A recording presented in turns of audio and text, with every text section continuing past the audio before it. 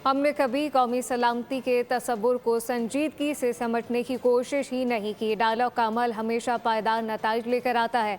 PTI रहनुमा शेर असल मरवत का कहना है कि मुज़ाकरात सिर्फ बानी चेयरमैन की रिहाई तक महदूद नहीं होने चाहिए। उन्होंने कहा कि वो पीटीआई से मुंतखब हुए, लेकिन मैं ना मानूं की सोच ने पार्टी को इस हाल तक पहुँचा दिया। अगर नून लीग के साथ कोई मसला है तो ANP पीपल्स पार्टी ऑफ फवाद चौधरी से क्या मसला है?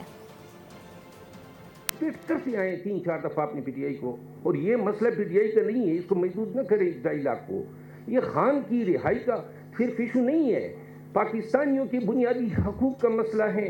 फवाद चौधरी साहब बताते हैं ना कि हल ढूंढना चाहिए, हल भी है, लेकिन सवाल ये है इम्पोज कौन करेगा, मुकालमे से इनकार क्यों है। पीटीआई जो है, आज भी मेरी पार्टी है और मैं पीटीआई से मुंतखब हुआ हूँ।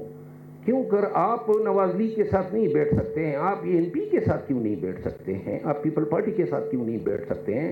आपको फवाद चौधरी साहब से क्या तकलीफ है?